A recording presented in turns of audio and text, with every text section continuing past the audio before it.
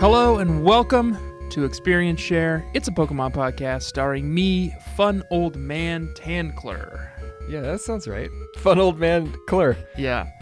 AKA. And you are a fun old man. AKA Tanner Greenring, and I am joined, as always, by my co-host, Robo Grodosh Chobin. Robo Groudon Chobin. Yeah. AKA Joshua Fjellstad.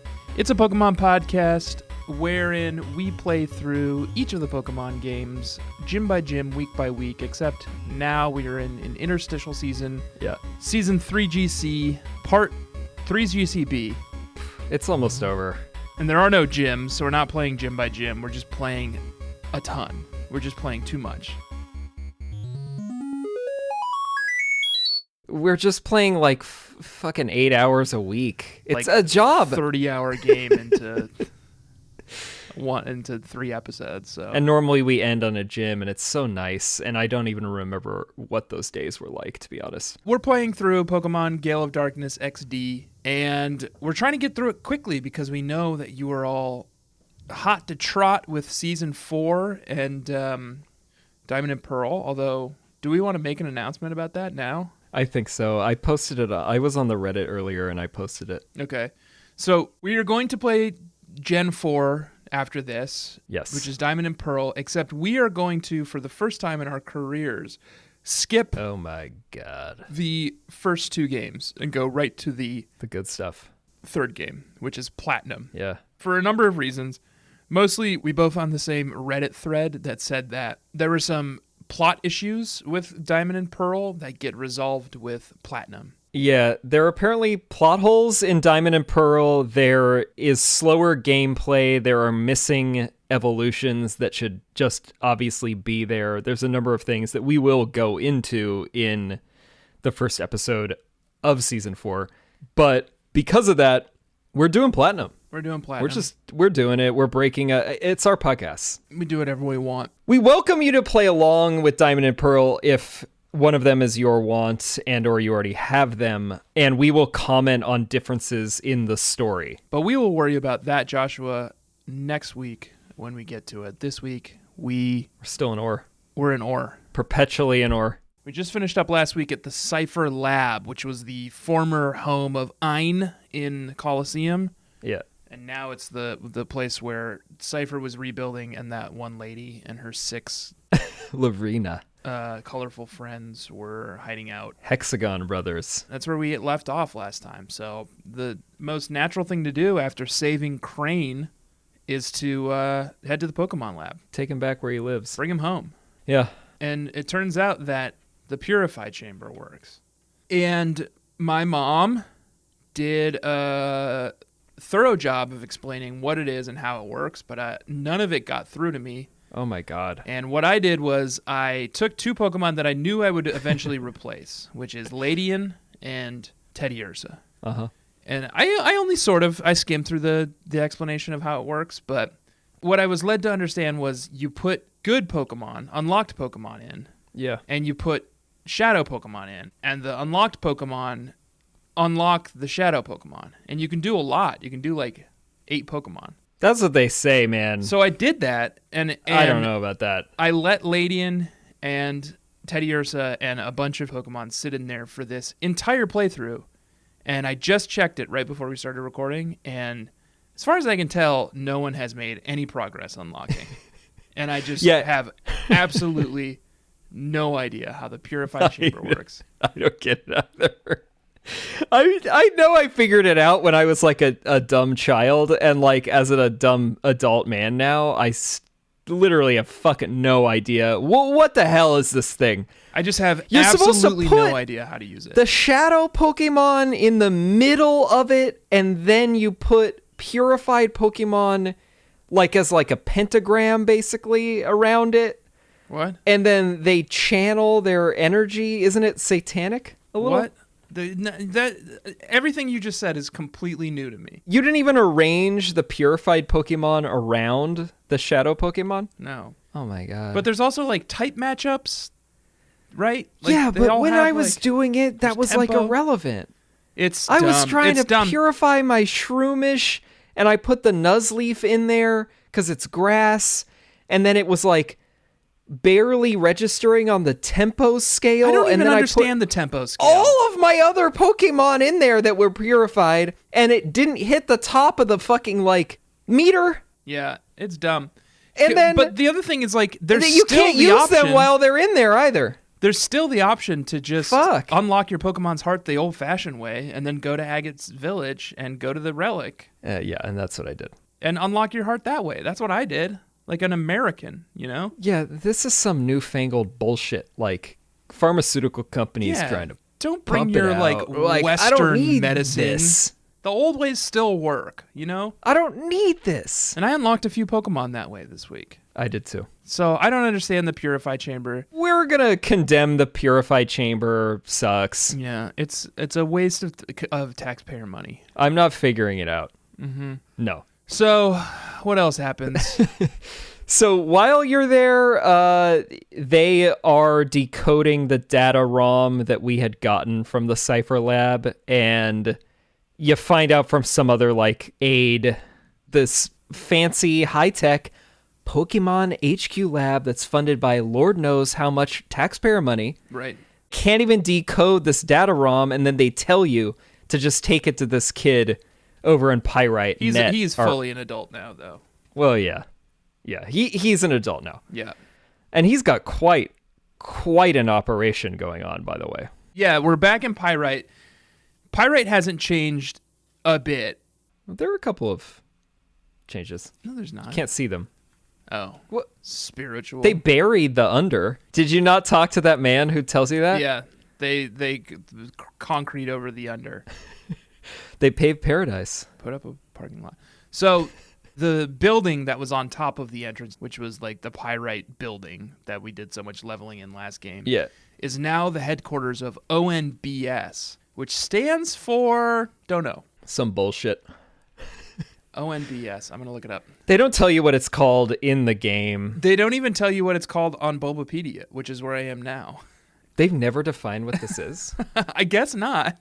Well, it's an evolution of the Kids Grid from Pokemon Colosseum, but I don't see how Kids Grid is involved with ONBS at all, acronym-wise. Right. And I'm an acronym expert. You are? Yeah, because of my weekend cat. Oh, right. I make an acronym every Friday on my Twitter. Gosh, they just really don't ever explain what ONBS means. Wow. Wild. Online net bullshit. Yeah, I don't think it is that. Probably not. To be honest, I don't think it is that. It's not family friendly. What does ONBS stand for? Come on. Okay. There's net and there's sec. Oh, bit. One of them is bit also.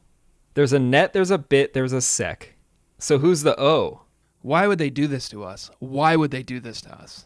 This is insane. They're killing me with this. I'm surprised you are so hellbent on actually knowing what this is. I don't care. I can't. Now you don't care. I can't keep worrying about this. Well, now I'm interested. It will eat me up alive. I just got interested. We're not both going to just sit here and Google for 10 minutes trying to figure out ONBS. Because you know why? It's going to be so boring. Or news broadcasting station. God, that makes the most sense. I told you it was going to be so boring. Damn it. News broadcasting or station. News broadcasting station. So that makes so much sense. This is what the Kid Grid has become. It's a news station, and it's a legit. Corrupt fucking media empire. Yeah. They are like sort of shady journalists.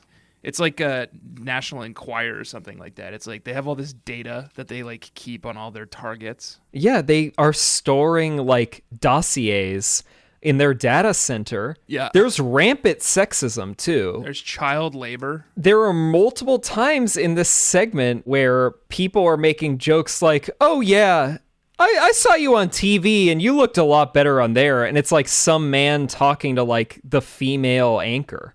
Yeah. They said it to me also later, a child. Yeah. Some old man. And it's like, this is completely illegal, everything that's going on here. Yeah, there's a lady who's sort of the lead anchor, Marsha, and she gets a lot of play this week. She gets kidnapped at one point by Cipher, and it kind of becomes the mission. That's really the mission of this week's leg, was saving Marcia and shutting down Cipher once again. Yeah. So yeah, we're hopefully getting them an HR department as well. We're at ONBS. We give the data ROM that we recovered at Cipher Labs to Net. Sorry. So Bit and Net both co-run ONBS. Bit's the CEO and Net is like the head of the CTO or something. Yeah. But he has the better office, which is interesting. Yeah. So you give the data ROM and he's like, great, we're going to work on deciphering this now. In the meanwhile, Net tells you that Duking's out in the wild somewhere because the wild Pokemon have returned to Orre for the first time in centuries. Yeah. And there's not many of them, I'll admit. And they're not ideal. Not all of them are ideal. Some of them are pretty good. But they're around. And he marks a few spots on your map. And it's called a Poké spot. Head out to these Poké spots. And that's IP infringement, Pokemon, because that's from Pokemon Go. And that's interesting. Yeah. Or were they called stops? Were they called Poké stops in Pokemon Go? I think it's stops. Yeah, Poké stops. I'm never going to go back to Pokemon Go. It was fun for 4 months or whatever, but I can't go back to that lifestyle. I completely lost interest in it when we were playing at work, the place we both used to work for. Yeah. And there was a channel on Slack where we would talk about it. And some dude posted a screenshot. And I looked at his screenshot and realized that his location was like set for like Hawaii or something like that. Right. Yeah. And I was like, how'd you do that? And he was like, oh, I'm cheating. He's like, I have like a virtual machine and I can set the location to wherever I want. And that's how I play. And I was like, that sucks so much. And it sucks all the joy and fun out of this that not only do I think you're bad, but you've destroyed my interest in this game and I'm never going to play again. Yeah, absolutely. It was a similar moment where I found out that people were just setting their location to like Japan and shit. Because like Dragonite was over there. I was like, whoa, wait a second. So nobody even has to try. No one even has to bother to have to go to like Central Park. You're just going to set it to like a whole other fucking region. I was putting the fucking work Bullshit. in. I remember when that game came out one day I walked to work like an hour and a half. I did too. Just so I could catch Pokemon on the way. And I just got a bunch of pincers and grimers and a bunch of crap that would obviously live in this dirtbag town, New York City. Right. Up here we probably have like very cool Pokemon, like very like... I bet you got Melotix. Oh, hoity Pokemon like Absol. And Gardevoirs. Yeah. We're journeying out into the wilderness to go find Duking, our old friend. And sure enough, we find him and he's recording a news segment for ONBS, I'm guessing, because it's the only game in town. Yeah. Where he's talking about these 3 spots, the rock spot, Poké spot, the Oasis Pokespot, and the Cave Pokespot. Yeah. So we meet him at the Rock Pokespot. Yeah, and he claims he spent the last 15 years looking for wild Pokemon in Orre, and like he developed this patented, presumably, food that these Pokemon like, and they're suddenly coming back. Pokesnacks. Yeah, Pokesnacks. That he owns as a monopoly. Yeah. Which is interesting. So then you go on the show with him. You're on the news segment with him, and he explains how this works. Yeah. There's a little plate where you can put the food down, the Poké Snacks, and then at random, Pokemon will come and gobble it up. Yeah. And if you rush back to the Pokespot while a Pokemon is gobbling it up, you have a chance to catch it like you would any normal Pokemon. And the more food you drop down, you can drop up to, I believe, 10 pieces of food. Yeah, per spot. The more food you drop, the longer the Pokemon will sit there snacking. So if you don't think you're going to be able to drop everything and rush to the Pokespot, put more food down. And you only get 10 food to begin with from Duking. But then eventually you do unlock the ability to buy more food. Yeah, and they're each $300. It's cheap as hell. And it goes directly into Duking's pockets. Yeah. Interesting. So then we do that, and then we kind of go and check out the other 2 Pokespots. So we were at the Rock Pokespot, but then we go to check out the Oasis, drop some food there, and then we go to check out the Cave Pokespot. Oh, yeah. And who is there? So there are these 2 dudes. These flunkies. Folly and Trudley. Yeah, and I think they were in Colosseum as well. Were they? They're sort of like Rosencrantz and Guildenstern. They're always just sort of like... They're like I wish they were dead. Every now and then you see them, but there's clearly like a rich story happening with them.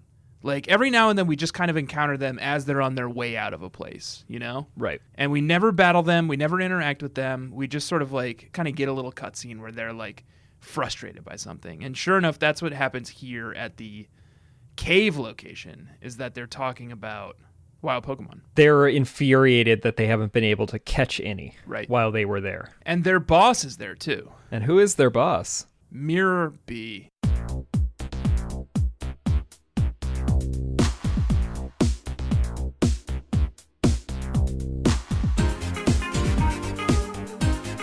He's back. Mirror B is back.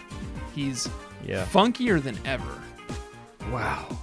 He's the afro's larger, the heels are taller, the much cut skinnier. on his shirt's lower. So low. It's like, why even wear it? It's not even a shirt. It's like a singlet.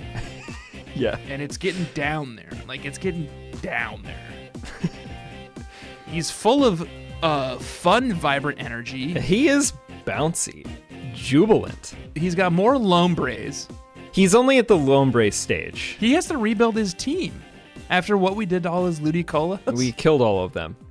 He has 3 Lombres and a Voltorb. Yeah. And the Voltorb is a Shadow Voltorb. Of all the fucking things to have attached to this team. So you take him on. He's, whatever. He's fine. It's easy.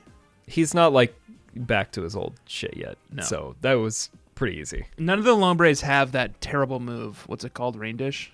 Yeah, none of them have the ability Rain Dish. Right. And none of them have Leech Seed. They're not ready. They're not ready. Well, and they never will be because you handily beat them. And then he leaves. Mirror B leaves. And this is another... I like this game, okay? And I'm not shitting on this game. Yeah. But Mirror B leaves after you beat him. And so do Folly and Trudley. Yeah. One of them drops something called the Mirror Radar, which is a little device that Folly and Trudley were using to track Mirror B so that they could goof around on the job. Right. And see when their boss, Mirror B, was catching up on them. Is your question, why do they lose things all the time? Everyone? No, my question is, for the rest of the game, every now and then, you'll stop moving and your screen will light up and it'll say, Mirror B spotted. Right. And then you go into your items and you go and open the Mirror B radar, the Mirror Radar, and it says, Mirror B is in Pyrite City. And it's like, okay, what am I supposed to do with this information? Oh, I mean, I could tell you. Okay. I didn't bother with it. I never once sought him out. Like, every now and then it would just be like, Mirror B is in Realgam Tower. And it's just like, I don't care. I'm not going to go find him.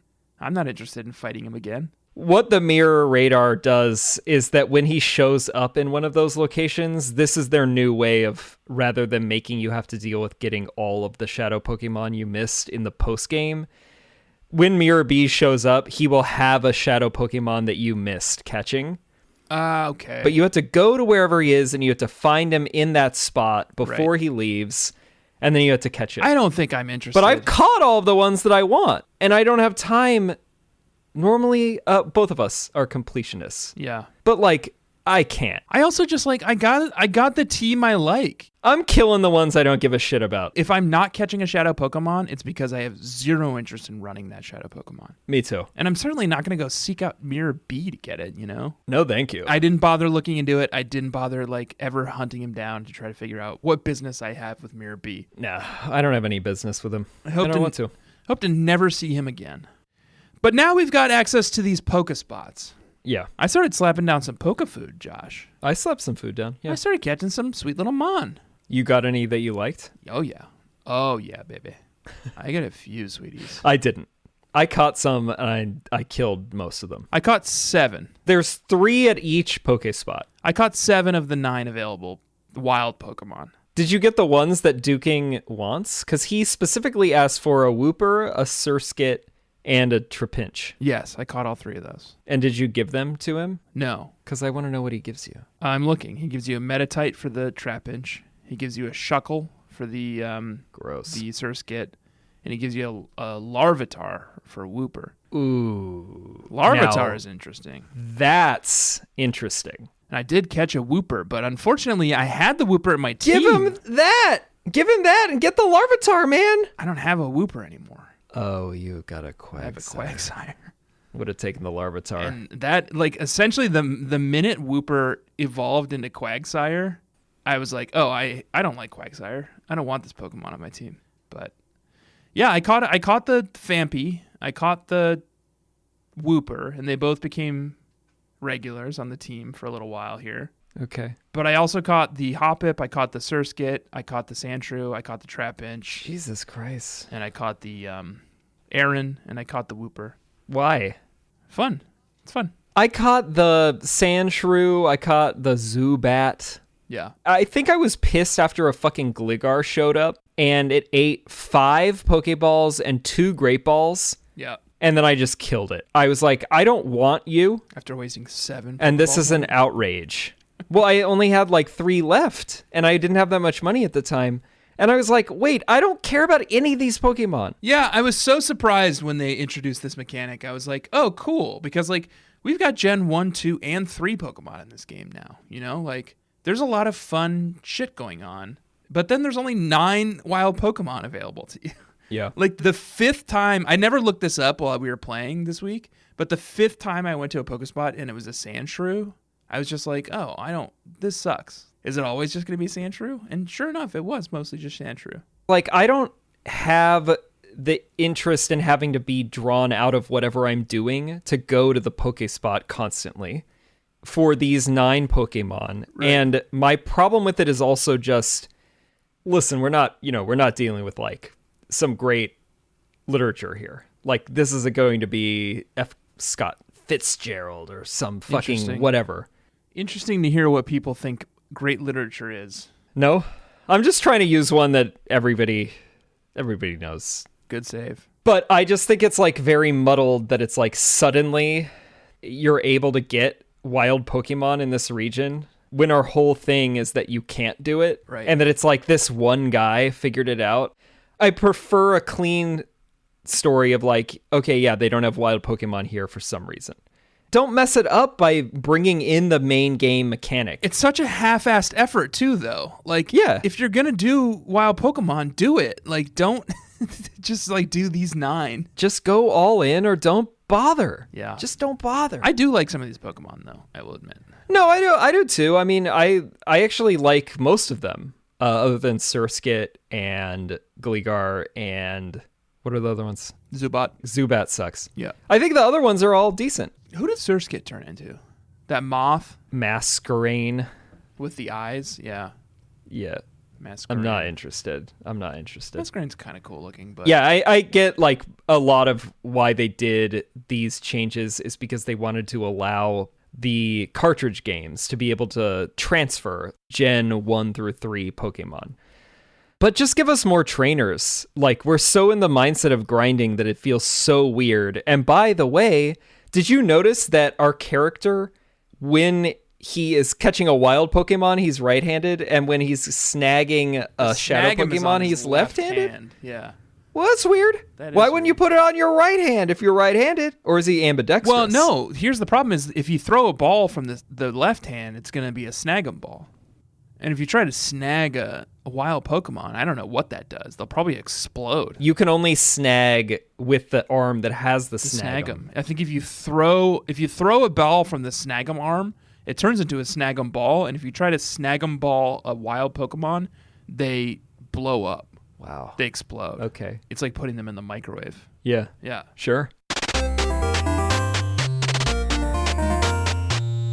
You get an email while you're at this Pokespot after you've defeated Mirror B from Net. Yeah. And he says, please come to Pyrite City now. He's got news. And I can't tell you over the net. Yeah, we can't discuss it here. There's too many prying eyes. So yeah. We make our way back to Pyrite City. And this is a pretty common theme for this game where it's like, go do one little thing at this one place and then come back to either Pyrite City or Phenac City or the Pokemon HQ lab. Like, you're constantly just like running these this like, leg in particular errands. Jesus. Yeah. So anyway, we go, now that we're done, now that we've discovered the Pokespots, we're on our way back to ONBS in Pyrite City. And Josh, I would love to hear about your journey to ONBS in Pyrite City. I'm not going to tell you. After this break.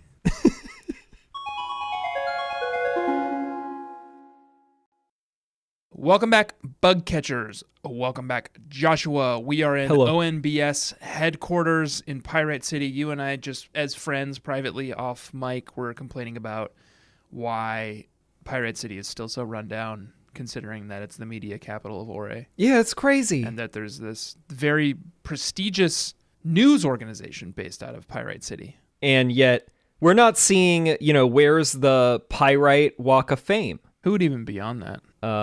A Duking, definitely. Only name we know. I mean, honestly, Mirror B would be on there. They might not like it, but he's obviously an icon. It's like how Trump has a star, Yeah, exactly. Or it's like, no one's happy about this, but... Unfortunately, this person has to be on here. Those, you just buy those? You can also just buy them, yeah. I think you have to buy them. You always buy them? Yeah, I think it's like a scam. It's not even like Hollywood fucking Ford Press Association or whatever. I think they nominates reach out to you and they're like, do you want to pay $100,000 to have a star on the Walk of Fame? And then idiots are like, yeah, I'll do that. Well, that tracks. I'm not sure if that's true. Mirror B would be right next to Trump on there. I could be making that up, but sounds right. I don't know. I mean, it makes sense for a lot of them. Sounds right. But then it's also like when you're someone like Tom Hanks, why would you even pay? Like he's on there. How do you get... Wouldn't you just be like, look how famous I am. Look how many accolades I have. What do I give a shit about this? Yeah. Put me on there. Can you negotiate? So every year, okay, 200 nominees are submitted to the Hollywood Chamber of Commerce Walk of Fame Selection Committee. Mm-hmm. Anyone, including fans, can nominate anyone active in the field of entertainment, as long as the management of that person approves the nomination. Okay. They have to have 5 years experience. Okay. It's a $50,000 fee. Oh, so this is a scam. If you were nominated, they reach out to you and say, hey, you've been nominated. Do you want to be on the Walk of Fame?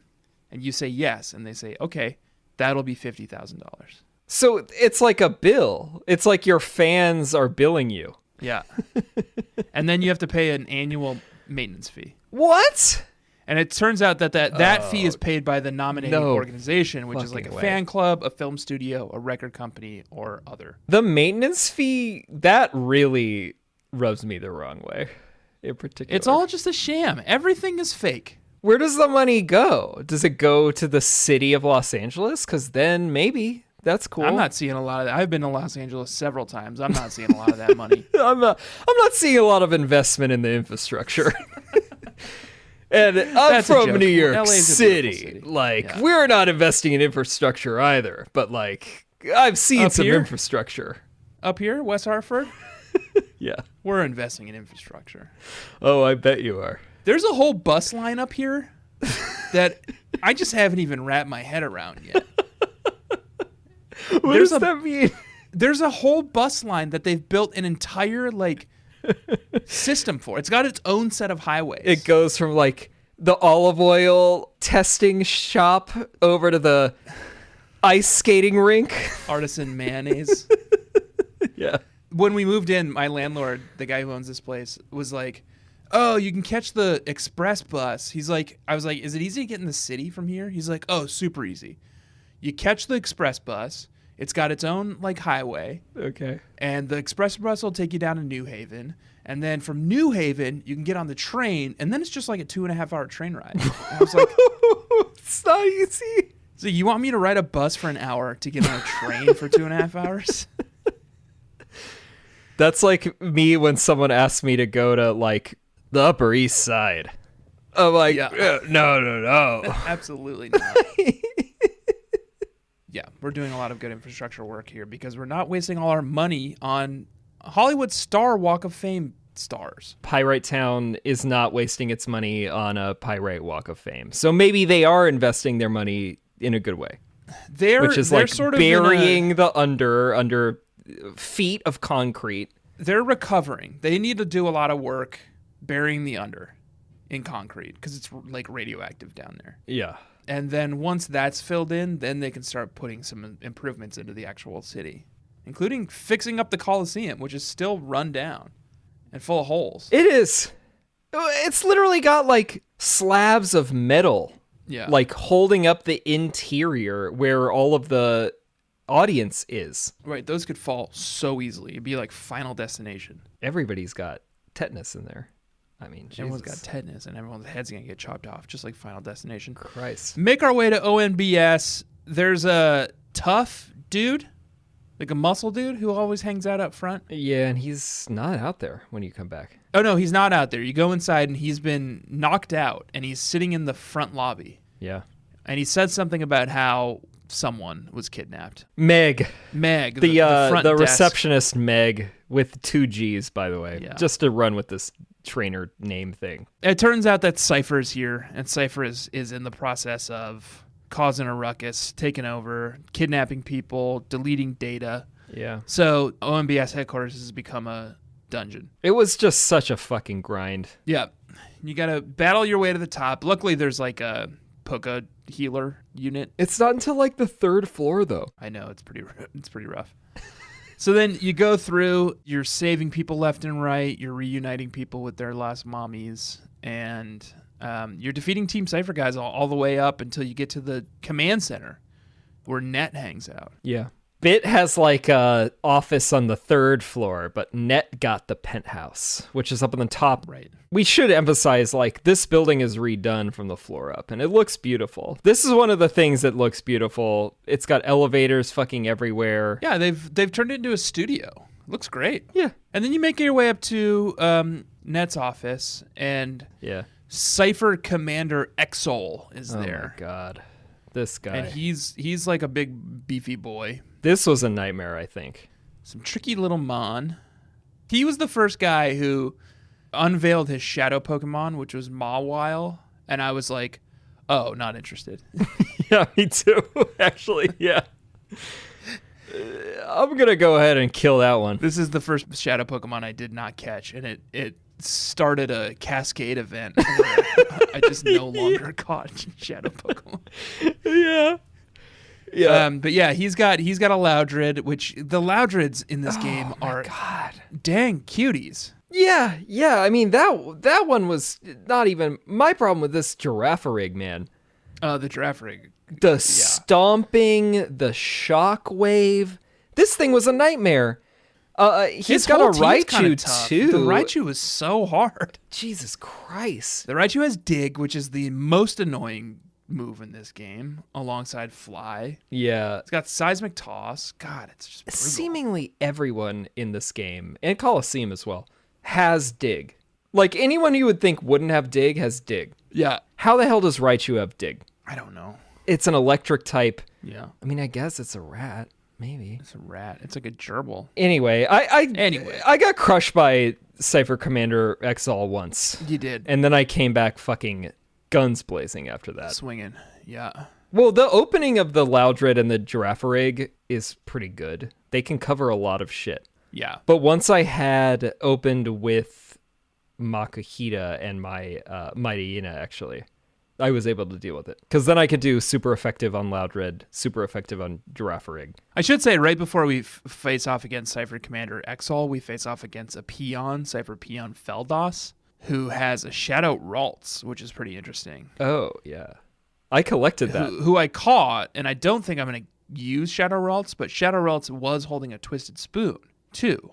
So kind of a nice little shadow Pokemon. It's very good. I took that Twisted Spoon from him. I said, thank you, Ralts. And I gave it to the psychic Pokemon that I'm using. Oh. So you beat this dude, but it doesn't matter because he got the data ROM from Net already. And then he's like, oh, Net, did you try to make backups of the data? And then he gets on the video monitor and he's got a little peon somewhere. And the peon's like, done wiping the servers at ONBS, boss. Like, let's get out of here. And they jet. Yeah. And they've kidnapped a bunch of people, including Marcia. Yeah, and Marcia's like the lead anchor at ONBS, as far as we understand. Yeah. And Meg's friend. And Meg is the receptionist who we did rescue. So now it's on us to go and find Marcia and take down Team Cipher once again. So Net informs you that even though they deleted the data, he had learned enough from the data ROM beforehand that we have a scent to trace. And he's like, Cipher is behind the disappearance of this ship, the SS Libra, and we don't know anything about that yet. We will. Wasn't that the big? It was the intro. It was the intro scene of the game. It was like the pre-credits like cutscene when we first started up this game. Was the boat, and it like gets sucked into like some kind of void. Do you not remember this? No. It's the very intro of the game. That was 16 hours ago at this point. All right, yeah. So SS Libra was sucked up into a void. I actually was curious about that. I'm glad you remembered that because I was like, well, how'd this thing end up where it is? Because we're going to end the episode with that. Yeah. So he's like, Cipher's behind the disappearance of the SS Libra, obviously, and they're planning a major attack on Phenac City. Go check it out. See what's up. And also that's where Meg thinks Marcia is because Marcia went there to report on why the communications in Phenac were down. So you go to Phenac, our old, that mysterious oasis. With the evil mayor from the last game. Yeah. You go to Phenac. And a woman accosts you. And she just informs you, like a GeoCities banner ad, you're the 1 millionth visitor to Phenac. Remember how annoying it was to be alive at that time and you don't realize your volume's up, or those ads always had super high volume, and it would just all of a sudden it's 2 a.m. and your computer starts barking at you congratulations. Yeah. You're the 500,000th visitor to this site. You've won a free iPod Touch. Your parents come in down the hall and you're like, no, Mom, I'm just looking up how to get to the end of the StarCraft. It's just porn. Brood War level. Oh, okay. You just owned up to it. Okay, yeah. Obviously it was porn. And she gives you these battle CDs. The battle CDs are an interesting thing because I hate them. You use them. You hate them. Yeah, it sucks. Oh, I kind of think they're fun. Did you use these? Yeah. I did a few. I like collecting them. I think they're kind of fun. It's so you get these battle CDs. And you get a few. She gives you the battle CD case, and it's got a few starter CDs in it. Yeah, it's got 3. And you go to Realgam Tower, and you go to the top of the tower, and one of the 3 rooms up there, you go in and you insert these battle CDs into a machine, and it plays these super specific battle scenarios. Battle sims. Where it's you have 3 turns to figure out how to beat this Gulpin, You have to do things perfectly in order to beat the Gulpin the way the game wants you to beat the Gulpin, Yeah. It's kind of fun. It's like logic puzzles, It's I need to figure out what my first move is, what their first move is, and what my second move is in order to beat this thing in 3 turns, It's kind of cool. And it's quick, so it's over in 2 or 3 turns. Right. So you can keep thinking about the strategy. For someone who's as bad at tight matchups as I am, it's kind of an interesting lesson in tight matchups. Could be good for you. Yeah, I'm learning a lot. I mean, I did it when I originally played this game, but even then I was still I get it, Right. I think now I'm a jaded old Pokemon player, and I'm sort of okay, whatever. So I'm a Pidgeot, and there's a Tropius, and I have to use Gust first, and then it's going to use Fly, and then I have to use Gust again because Gust is double effective Gust can hit when you're a in the flying Pokemon is up in the sky. Yeah. It ends up being super useful. We will not be able to dedicate the time. I won't, at least. Maybe Tanner will. You get random items. You get Great Balls. You get super potions. You get full heals. Yeah. Eventually, if you beat all 50, I think there are 50 of them, battle sims, you get 15,000 Poké coupons. Ooh, that's useful. Which is enough to buy literally everything at Mount Battle. And the Poké coupons are useful for TMs. Yeah. So it's a useful mechanic. I could see myself doing a lot of battle CDs. I mean, I think if you set aside probably 4 hours. Yeah, 4 hours, you probably clear the whole thing. Yeah. Maybe you should. Once again, you're diverted to Realgam Tower just to learn about battle CDs. Yeah, that's all you do there. And then you're right back in Phenac City. Because you can't go to the Coliseum yet. Oh, and Realgam Tower has been reclaimed. It's no longer a Team Cipher headquarters. It's now considered part of Phenac City. And Phenac City pride and joy Oh, they love it now. Like, everyone in Phenac City is like, have you been to Realgam Tower? It's like, we own that, by the way. And it's like, okay. They also apparently, like, closed down a number of the walkways and domes, because there's only 2 domes now. I was going to say that, yeah. They opened up a mart in it, and then it's still got the Pokemon Center in it. But then they closed a bunch of the other, like, domes. Everything else is closed, and then you can just go up the tower. Yeah. And at the top of the tower is, like, the Battle CD area. And then this other thing, which Battle Bingo. You get into later. It's called Battle Bingo, and We're not going to be talking about that today. Jesus Christ. I did my best with Battle Bingo, and I just, like, once again, another thing where it's just like, I consider myself a relatively smart man. I think so. Yeah. And this, like the Purity Chamber, was just like, I just cannot wrap my head around this. I mean, a lot of it, like, the problem is that, first of all, it's too complex, and second of all, we don't have to do it. Right. So why would I figure it out? Why would I do it? And that's the American way, not figuring it out. Yeah. Unless I'm forced to. Right. So we head back to Phenac City, and Phenac is a ghost town. Like, there's still plenty of people here, but, like, the person running a little weird. Poké Center isn't at the desk, and there's no one at the Pokemart to buy things from. And, like, the mayor of the city is gone. So it's like, what's going on here? Yeah. Eventually, you make your way to the pre-gym, which is, you know, Phenac City had a Coliseum. It is now moved to Realgam Tower, but there's a training Coliseum called the pre-gym. Right. And you head towards the pre-gym, and 6 dudes walk out. Mm-hmm. And they all look like the same dude, Justy. And that's who Net had told us to hook up with once we were in Phenac. Yeah. But not 6 of them, just one. Just one guy. So then you walk around Phenac City finding all these imposter Justies. And it turns out that each of these Justies is one of the 6 Hexagon brothers in disguise. Right. And in fact, most of the people in Phenac City right now are Team Cipher grunts in disguise. Yeah. I liked this reveal where once you actually start paying attention to all of the people who are out in the overworld, and you see, like, oh, this lady has Mightyena. Oh, this man has an Absol. And this other one has a Nuzleaf. And you're like, wait, Right. These are all dark, shady Pokemon. Right. And then you're kind of like, oh, something's up. Yeah, it turns out everyone is Team Cipher. Yeah. Peons and grunts in disguise.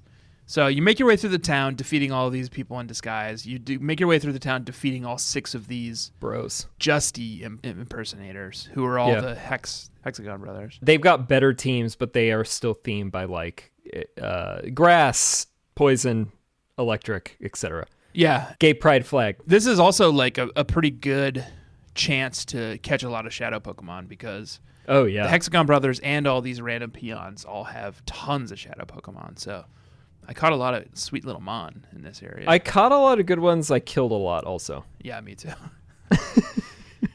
So once you beat the 6 Hexagon brothers, and then you make your way up to the former Coliseum, Yeah. where a news team has set up. Yeah, you go in. There's a news team that's going to film this fight that is about to be staged. And before you can do that, you have to fight a couple more peons. And the battle is not interesting. However, I found one of their Pokemon interesting. Cipher Peon Grek had what I think might be an interesting discussion for us. Okay. A Torkoal, and that is Joshy's sweetie. What? Torkoal.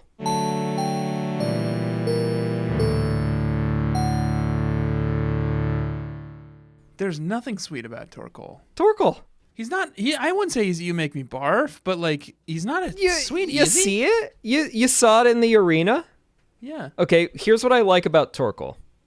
I think it's a cool concept. I think it's cool that it's turtle or a tortoise is like associated with the water, and it's not at all. It's a fire type. I think it's kind of cool too, and I think it's like look is kind of cool, but I don't think it's a sweetie. I like that when it takes a hit, it gets knocked back a little, but then it like slowly walks back up, and then it like huffs out like 2 little tufts of smoke. It's kind of cool. And it's sleepy all the time, which I get. I'm on break right now. Yeah. I've been sleepy all the time. You're sleepy, yeah. I don't know. I think it's nice. They can't all just be like, look at it and it's a little sweetie. I thought about making fucking Chikorita and Cyndaquil, which I saw earlier, and it's like, yeah, obviously. But like Torkoal, this is a full-grown adult sweetie. I think we both went with untraditional picks this week. So that's it. So anyway, the battle was nothing to me. yeah, it's a series of peons until you get to the second big boss of the game, who's hanging out in Phenac Coliseum, and his name is Snaddle. Snaddle. Cipher admin Snaddle. This guy, it's like something out of Fifth Element. Snaddle's not easy. No, I would say he was fucking tough, man. It was pretty tough, especially coming right off the heels of the last battle. His shadow Pokemon is Lunatone. Absolutely not interested in any way. I killed it, and I don't care. No. A Metang, Cast Form, Quagsire. The only thing that's interesting about the Lunatone is that it has Shadow Sky. He dropped Shadow Sky on me, and like it sucked. Like it took 0 health off anyone. I think it's a move that empowers Shadow moves. So I think there's probably some sort of like synergy it has with Cast Form. Yeah. Where it like turns Cast Form into a Shadow Pokemon or something. But I didn't see it happen. I didn't either. I would say that one of the things I like about this game in particular is that the Shadow moves are more diverse. Yeah. Like in Coliseum, you only have Shadow Rush, and it's like Takedown. And now you have Shadow Wave, you have Shadow Blitz, Shadow Shed, Shadow Sky, and they fucking do super effective damage no matter what. So Cipher improved their technology. And they don't hurt the shadow Pokemon doing the move, except if your shadow Pokemon gets into reverse mode, which is hyper mode. Right, the in new this hyper game, mode. Then every move you do hurts you a little bit. Yeah. So it's imperative to do the calls in this game to make your Pokemon sane again. You defeat Snaddle, and it turns out that the film crew here is the kidnapped film crew from Marcia. ONBS. It's Marcia and her cameraman. They caught all of it on tape. Yep. And they're going to let the world know. Exactly. So they rush back to ONBS. Snaddle. He just runs away. He runs away, but he also Everybody says, gets like, to just run away. He was just there to, like, slow you down, essentially. Like, oh, yeah. He was waiting for this character, Gorrigan, to be able to pull off his, like, quote-unquote rescue mission, and we don't know what that is yet. But then he drops a key, and you pick up the key, and it turns out that the citizens of Phenac City were in the basement of the pre-gym, which is a forest for some reason. Oh, yeah. So you grab the key, and you go down there, and you save everyone, including the mayor, including Justy. The mayor gives you... the, like, hot daddy mayor. Yeah, the daddy mayor gives you the experience share. Justy asks for your number. You'll get that, and we'll share some experience, if you know what I mean, as well. Some old lady is like, I run the daycare in Agate Village, and now you can come drop off your Pokemon at the daycare. And it's like, I probably won't, but thank you. Yeah, I don't care anymore. You're picking up battle CDs the whole way. Like, you're getting them left, right, and center. Yeah. And then you talk to the mayor, or maybe you talk to Justy, I don't remember, and they tell you that Team Cipher is setting up a new operation out in the desert. Yeah. They mark it on your map, and they say, head out there if you want to go catch Team Cipher. And then you get on your little scooter, and you start to head out there, and you get halfway there, and all of a sudden, you hit a snag. Stuck in a fucking sand dune. And it turns out the sand is a little too deep and a little too loose out here for your tiny little scooter. So Tanner, as you predicted, our scooter has to get upgraded. Yeah, and I'm very excited about that. And that's what I started to do, Josh, when I ran out of time this week. Yeah. You conveniently get a fucking email while you're out on the sand dune, and like it's Net, and he's like, hey, I got this girl who has a Pokemon that went missing and we need someone to save it. And like, yeah, you go to ONBS again and like, they're like, it's a Bonsley. Like it's in the SS Libra. It's just bouncing back and forth between locations. Yeah. So you go to Gadion Port where there's the scooter upgrade place. You have to go to Purr again. To Purr, yes. the owner of the parts shop. Purr is like, I can't fix your scooter, but my grandfather Macon can. Except Macon's at Dr. Kaminko's house. Yeah. So then you go to Dr. Kaminko. It's just like you're just bouncing. You just bounce between back like and forth. ONBS, Gadian Port, Kaminko's house like 3 times. That little Yoda man even like catches you at one point. I was gonna call that out in too, like yeah. Gadian Port. Mr. Varick or whatever. He ominously, after you get the scooter upgrade, which turns your scooter into like a hovercraft, although it doesn't look cooler. Yeah. And as you're leaving town, Varick and his 2 little sweeties waltz in, and then Varick goes, "Oh, I heard that you did quite a bit of damage over there in Phenac, and thank you for that." And then he just like sachets away. That's it. And that's it. And he's not even on the map for you to like interact more. Yeah. I don't know what this dude's... I like, actually he's don't definitely remember gonna be what the big hell bad, happens right? with this fucking plot, but like I presume... He's gotta be the big bad. Yeah. You go to Dr. Kaminko's house, and Chobin is there. He still doesn't recognize you. He still wants to battle you. Yeah. But you do that, and then you kind of get into this whole like back and forth with Chobin and Dr. Kaminko, where they reveal that they have like a secret project they've been working on. They reveal it, and what it is it's a Robo Groudon that Chobin is commanding. And what you might think that means is, oh, it's a synthetic Groudon, and now we have to fight Groudon. And that's not the case. It's just another Pokemon battle with Chobin. And it's him inside of it like a mech. Yeah. For some reason, which doesn't make literally any sense for like, what's the point of the trainer being inside of it? Right, what's the point of that? I don't know. His team is better now. He's still got that awful Sunflora, but he's got a Gyarados now, Yeah. which is pretty interesting. He's got a Hoppip, which who cares, but... And he's also got a Tropius. Yeah. And then you beat him, and Chobin's like, oh, wait, I know who you are. You're not a burglar. And it's like, yeah, I know. We've fought 5 times, Chobin. Right. Like, we're friends at this point.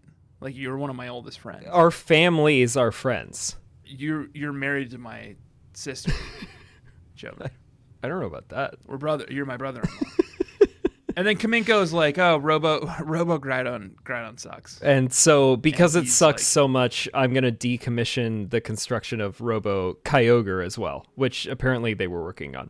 And then Chobin asks for your number, and you give it to him. You go into Kaminko's house. There's like he's got a basement where you can do like a puzzle with like hooks. I didn't bother. You don't even get a bunch of items. You get a bunch of battle CDs. I don't care. But then you head to Gadian Port, and your scooter is upgraded, and you can finally make your way out to the SS Libra. And Josh, on the path to SS Libra, there was one set of footprints in the sand. Yeah. And I turned to you, and I said, this is the hardest part of my journey. I was struggling to keep up. I could barely get here in time for tonight's record. Why did you abandon me? Mm-hmm. And Josh, you said, I didn't abandon you. The one set of footprints, this is where I carried you. I will admit now I didn't do SS Libra. I texted Josh 15 minutes before we started to record, and I said, I'm not going to do SS Libra. You do it, and you explain it. So, Josh, take it away. SS Libra is literally one battle. It's just another one of these like fetch quests. Yeah. Libra, and it is a cool reveal when you see it. It's like you're looking at like, like a Titanic style ship that's now like in the middle of the desert and it's broken in half. You walk into it. Not interesting. You're just here to catch a Bonsley. Yeah, you're right? looking for this Bonsley, which belongs to this grandfather you meet at ONBS is like, I found this bonsai looking Pokemon that I think is a new species, and then it ran away, and then it somehow ends up at this boat in the middle of the fucking desert. And all that you do is like a bunch of like baby style like Zelda puzzles. You push moving crates. boxes around. Yeah, I did watch it being played on YouTube just so I had some frame of reference, but Well, it will take you about 15 minutes. well, and I should say, while I was watching it on YouTube, I did notice something. In the one battle, Yeah. Gorgon, he's there. Gorgon runs away, and then he sicks his like minions on you. These peons. Peons. And one of those peons is called Cipher Peon Smarton. And Cipher Peon Smarton has an ugly Pokemon that I hate looking at. And it's my You Make Me Barf Pokemon of the week. Who is it? Huntail. Bound to happen. Yeah. Huntail's a Pokemon we've seen before, and it's like largely inoffensive. Like, whatever. I just ignore it. Like, it doesn't raise my ire at all previously. But seeing it in 3D, wriggling around on the screen, like some kind of horrible little eel, I just really didn't like the look of it. It's ugly. And Huntail's my You Make Me Barf Pokemon of the week. It's ugly. It's always been It's ugly. It's always been ugly, but it's really ugly in 3D. Yeah. It writhes around. Yeah, it does this like... Ooh. Yeah, it's gross. Bug catchers, multiple times during this season so far, we keep emulating the movements that the Pokemon make in 3D. I hope that they translate on the mic, because we're writhing around as well. I hope they don't. Oh, you hope they don't. You just play the fucking game. Play the game. Look at these ugly Pokemon. Huntail's one of them. You defeat the henchman, and then like a worker comes out of the wheelhouse of the ship, and he's like, "Hey, those guys suck. Thanks for getting rid of them. I live here because I was wandering around the desert and needed somewhere to live, so I live here now. Yeah. Sleep in my bed, get healed up. Also, can you deal with like these weird sounds coming from the basement?" And that's where you go all the way down. You get a bunch of items. You get TM35 flamethrower, which fucking made Houndoom into like, I can't even wait to use this fucking thing now. Yeah. And when you're about to capture Bonsly, you get a fucking email once again from ONBS. Net, leave me alone. Get off my ass, bud. And it stirs the Bonsly, and then it runs away, and then you have to go outside. And then, so Tanner, did you see this part? What happens to you? No. Oh my God, you're gonna hate this. You're leaving the ship, and then as you're running out, Team Snag'em shows up. These 3 thugs. Team Snag'em's back. They're back, baby. They have a Gloom. And then Gloom fucking puts you to sleep. Oh, and let's talk about Team Snag'em. These Team Snag'em dudes. Let's talk about them real quick. Okay. Team Snag'em member Waken, Team Snag'em member Agrev, and Team Snag'em member Biden. And isn't that a coincidence? Did they predict the election of Biden? Evil Snag'em Biden. Or is this a condemnation of the Biden administration? Yeah, it was well within the George W. Bush presidency when this game was released. Hey, Biden was banging in the Senate. That's true. So Gloom puts you to sleep? Yeah, so... Disgusting. You walk out, it's a disgusting image. Is that allowed? Are Pokemon allowed to put humans to sleep? Oh, it's very frowned upon. Wow. And in some regions, illegal. Honestly, I have a lot of sleep issues. I am a bad sleeper. I have insomnia. And if I had a Gloom, which I never would, but if I had a Gloom, I would probably make it use sleep powder on me all the time. Who wouldn't? I mean, I woke up 5 times last night. I eventually just called a psychiatrist. And I was like, hey, can you prescribe something that let me sleep? And they're like, yeah, no problem. We love it. Which is great. So you get knocked out by a Gloom, and it's lights out. We're in an inky black darkness. We've been knocked out by a Gloom's sleep powder. Well, hopefully we're okay.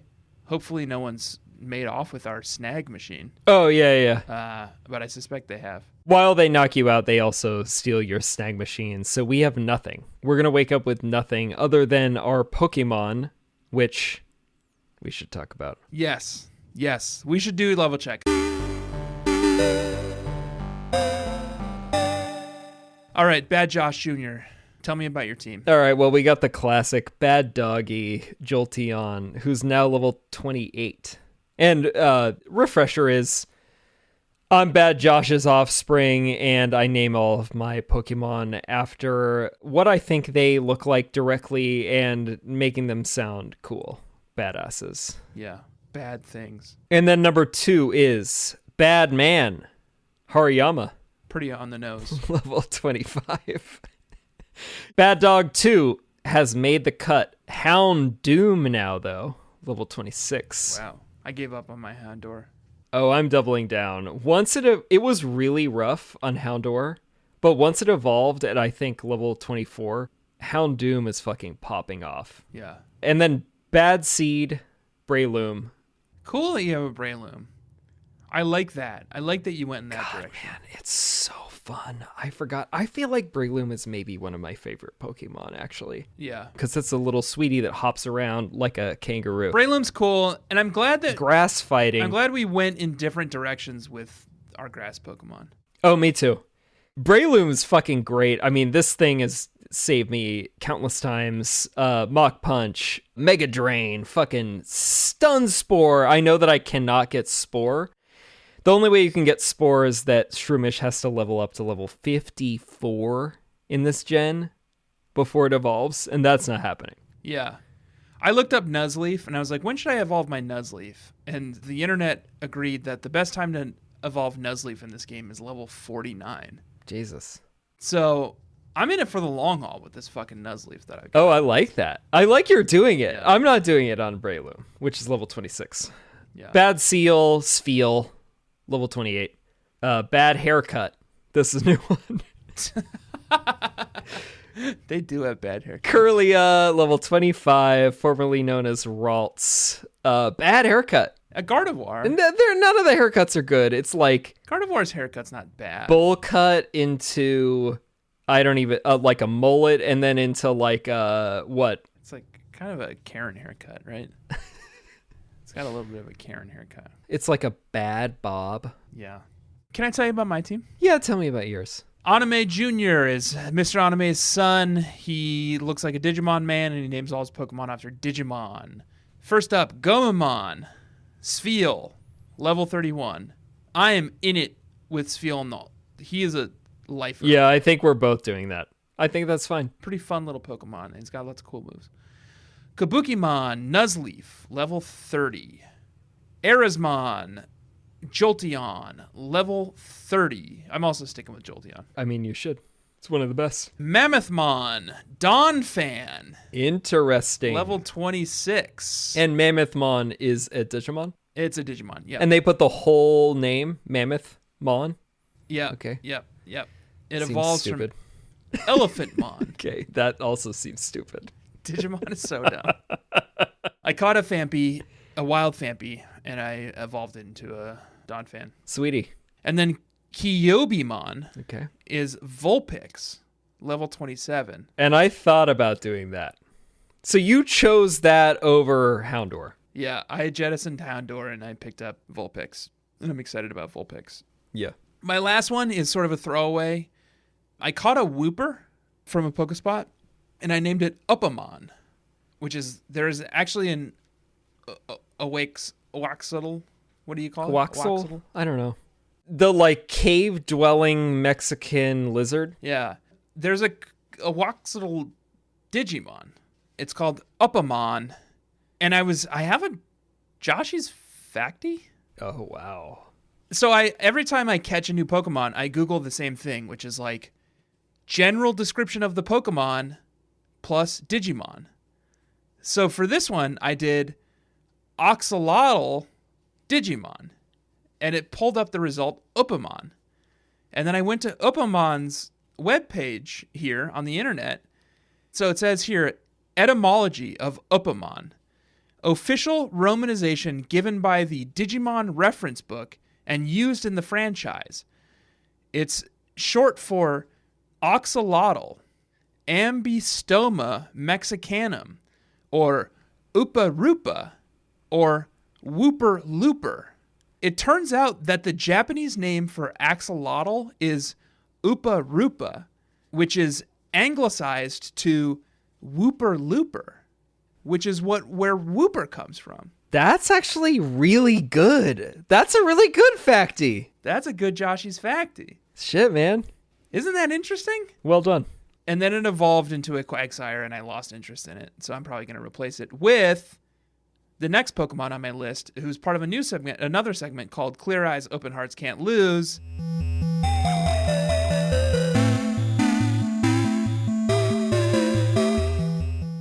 Natu. That's cool. I'm going to replace Opamon with Natu. Natu's down to 2 purple bars. I'm going to unlock it. I also caught an Aeron, which I named Wargreymon. who could be interesting, but I'm going to probably go with not to. Okay. I cleared Magahita. I cleared Shroomish.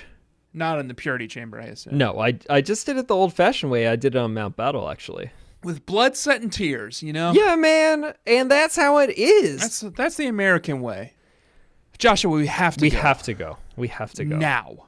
Bug catchers, thank you for joining us this week. These episodes are going a little long because we're trying to pack a lot of game into a little episodes. Bug catchers, please know we're playing like probably 8 hours a week on these episodes. I would say 10 to 12. 8, yeah.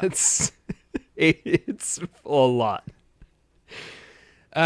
We have one more week to go, and then we were on to Gen 4, so please do pick up your Diamond, Pearl, or Platinum cards now. Thank you for joining us this week. My name, as always, has been Fun Old Man Tan Claire, a.k.a. Tanner Greenring, and I am joined, as always, by my co-host, Robo Graudosh Chobin, a.k.a. Chobin. Joshua Fielstead.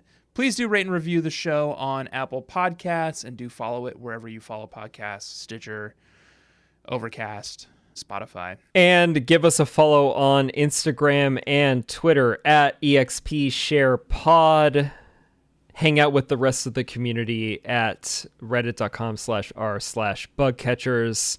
Thank you for joining us this week, Bugcatchers. Thank you for joining me this week, Joshua. Goodbye. Smell ya later.